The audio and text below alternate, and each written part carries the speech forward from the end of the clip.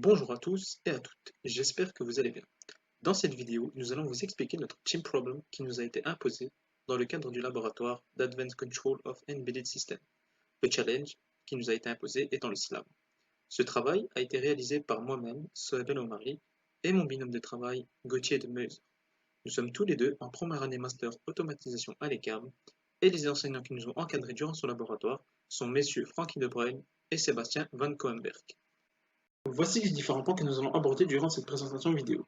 Nous allons tout d'abord commencer par une petite introduction en vous faisant un rappel sur ce qu'est le SLAM, en définissant ses différentes caractéristiques et la finalité obtenue en termes de résultats. Nous vous parlerons ensuite de l'élément essentiel qui est à la base de notre challenge, qui est le capteur. Nous vous expliquerons les différents capteurs vers lesquels nous avons voulu partir pour faire le SLAM, afin de vous parler de celui vers lequel nous sommes finalement partis, pour que celui-ci réponde le mieux à nos besoins. Nous parlerons également du matériel nécessaire à la réalisation du schéma de câblage pour notre challenge sur notre robot mobile et de vous montrer le rendu final de ce que cela donne. Nous vous parlerons ensuite des différents codes que nous avons réalisés pour faire le SLAM en passant par du code Python, du code C et du code MATLAB également. Nous vous montrerons ensuite une vidéo qui montre le résultat final de ce que nous avons obtenu. Nous vous ferons un petit complément sur Simulink sur base duquel nous avons réalisé notre challenge, mais avec lequel nous avons rencontré quelques soucis. Nous vous parlerons des quelques pistes d'amélioration pour que notre challenge ait un meilleur rendu à l'avenir. Puis pour finir, nous vous parlerons d'un outil de gestion de projet approprié sur lequel nous avons réalisé notre projet qui est Trello. Tout d'abord, il convient de définir ce qu'est le SLAM. Le SLAM, ou Simultaneous Localization and Mapping, est un outil utilisé notamment pour les véhicules autonomes afin de situer un objet se déplaçant dans l'espace tout en identifiant les obstacles qui l'entourent. Il permet donc de construire une carte de la zone parcourue ou de simplement se déplacer sans collision. Voici donc un exemple obtenu en réalisant le SLAM. Le SLAM peut être défini par deux questions. La première question étant « Où suis-je ?» C'est-à-dire que la localisation est le problème de l'estimation de l'emplacement du robot par rapport à un plan. Ensuite, la deuxième question est « À quoi ressemble mon environnement ?» C'est-à-dire que la cartographie est la représentation de l'environnement et l'interprétation des données fournies par le capteur dans une représentation donnée. Le SLAM est donc défini comme le problème de la construction d'une carte et en même temps de la localisation du robot dans ce plan. Ces deux problèmes doivent être traités par la réalisation de notre challenge. Après avoir défini ce qu'est le SLAM, il faut maintenant savoir comment allons-nous le concevoir. Tout d'abord, l'élément essentiel permettant de le réaliser est d'utiliser un capteur. En effet, celui-ci permet de réaliser les différentes mesures de distance nécessaires afin de réaliser le mapping. Pour cela, nous avons essayé d'exploiter plusieurs pistes de capteurs.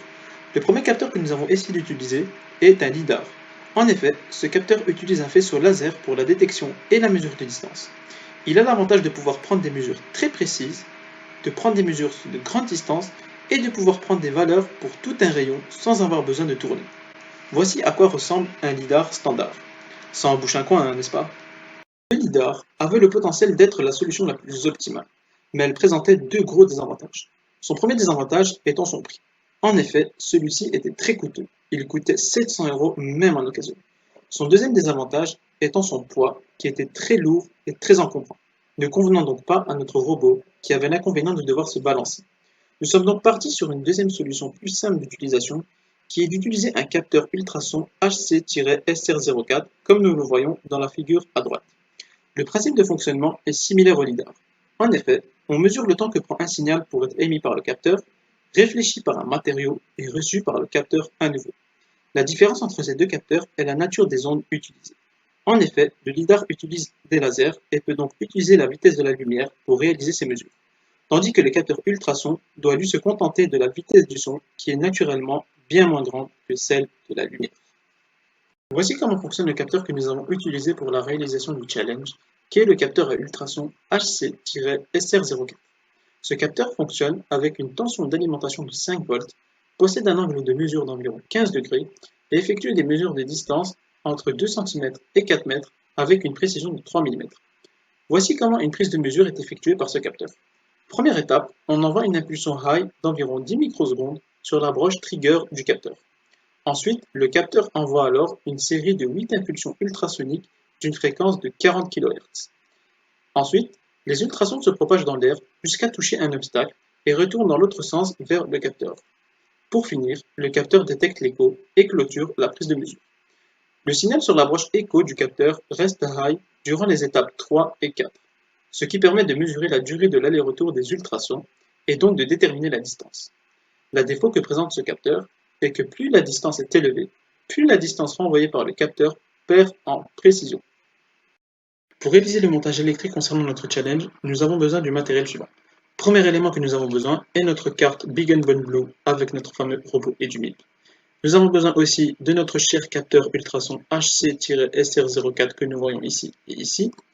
Nous avons besoin aussi d'une résistance d'1 kΩ afin de limiter le courant traversant notre capteur à ultrasons.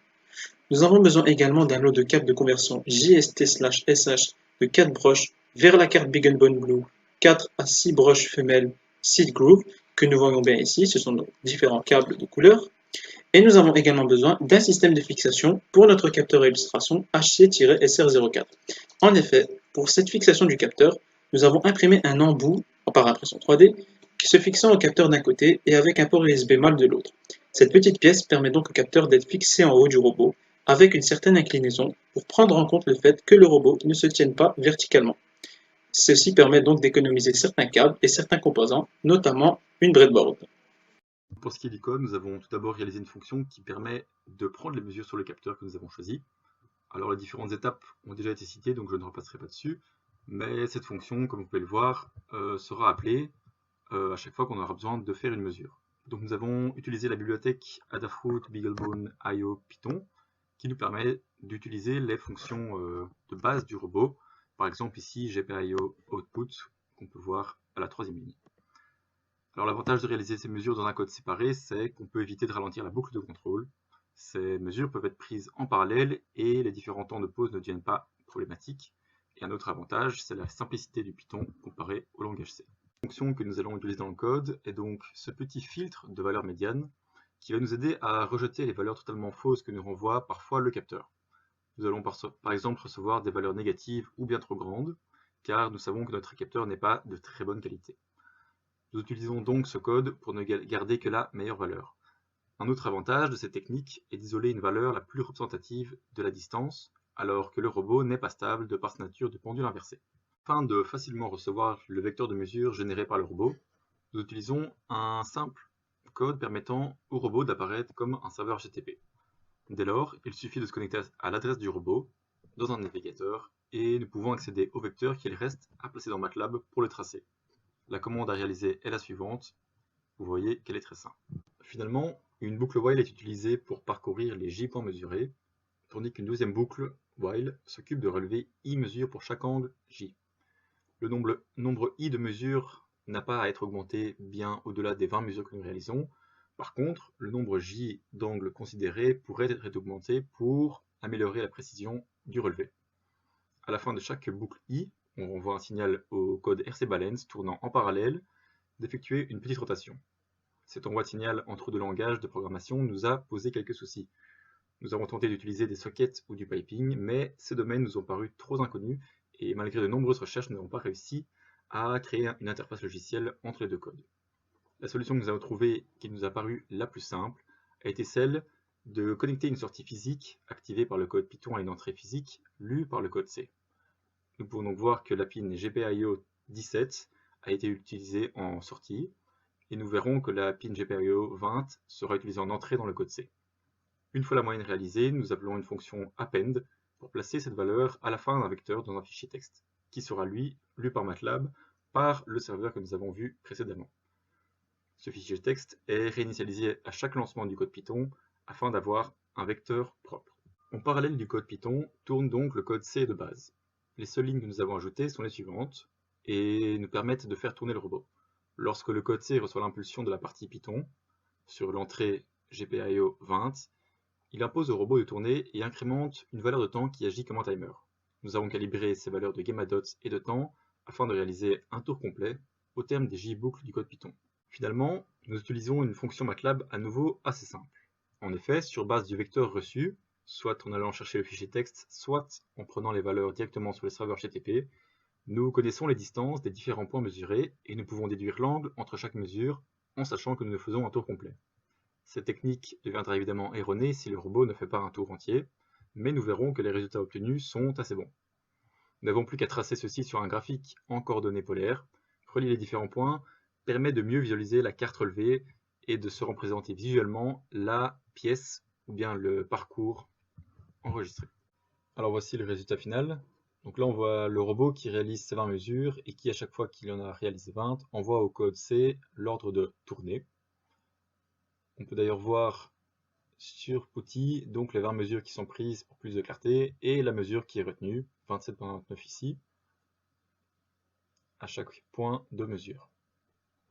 Ici on voit qu'il continue et une fois qu'il aura atteint donc un tour complet, on pourra voir sur la fenêtre qu'il renverra le vecteur final qui sera celui qui sera envoyé sur le serveur HTTP. On peut d'ailleurs voir au-dessus que le code C tourne bien en parallèle pendant que les mesures sont prises. Sur base de la vidéo précédente qui vous présentait la piste à identifier, voici les résultats impressionnants que nous obtenons. La figure à gauche, ici présente les points de mesure de distance entre le robot et les différents obstacles qui l'entouraient, tandis que la figure à droite représente les points de mesure reliés entre eux afin d'avoir une idée de l'environnement où le robot se trouvait. Impressionnant, hein, n'est-ce pas? Une des idées originales sur lesquelles nous étions lancés était de programmer le robot via Simulink afin de réaliser notre challenge dessus. Car nous avions vu qu'il y avait beaucoup d'outils existants sur MATLAB et Simulink pour faire du SLAM.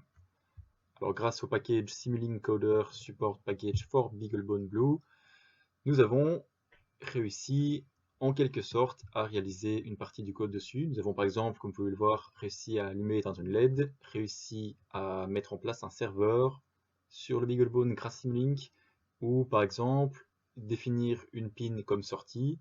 Nous avons donc branché ce même câble sur une autre pin et avons réussi à faire clignoter une LED qui recevait alors un signal en entrée.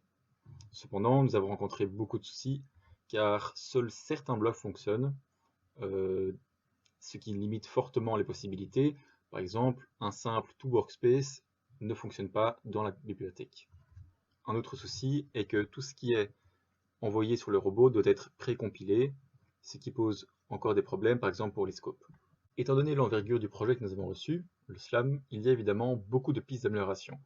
Nous pourrions, en ce qui concerne notre projet, trouver un moyen d'utiliser le piping ou le socket pour supprimer les fils inutiles. Nous pourrions aussi réécrire tout le code en C pour supprimer ce souci.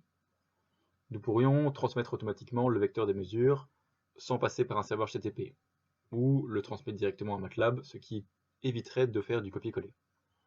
Nous pourrions aussi relever les valeurs d'angle de rotation du robot pour permettre plus de flexibilité sur le nombre de points relevés. En ce qui concerne le reste du SLAM, il faudrait évidemment réussir à faire déplacer le robot et à lui faire tracer sa carte alors. Finalement, nous pourrions aussi chercher des pistes de capteurs plus précis et qui rempliraient mieux les fonctions que nous cherchons. Parlons un petit peu de notre méthode de travail concernant ce projet. En effet, la crise sanitaire ayant eu un fort impact sur celui-ci, malgré que les séances de laboratoire étaient en présentiel, l'organisation de celui-ci s'est faite au moyen de la méthode Agile Scrum. En effet, plus efficace et moins rigide que les méthodes classiques, les méthodes agiles placent le besoin du client au centre de priorité du projet. Elles offrent une plus grande flexibilité et une meilleure visibilité dans la gestion du projet, ce qui permet à l'équipe d'être plus réactif aux attentes du client. Le projet est ainsi découpé sur mini-projets, chacun nécessitant une validation pour passer au suivant. L'avantage est de prendre en considération l'évolution du projet et des besoins. Cette méthode a été appliquée au travers d'un outil de gestion de projet appelé Trello, afin de garder un œil sur notre avancement et de pouvoir sereinement prendre conscience de ce qu'on faisait et de ce qu'il nous restait à faire. Voici un exemple de capture d'écran de tout notre avancement tout au long des séances de laboratoire pour Advanced Control of Embedded System. Alors voilà, notre présentation touche maintenant à sa fin. Il me reste à vous remercier pour votre attention et à vous souhaiter une très belle journée.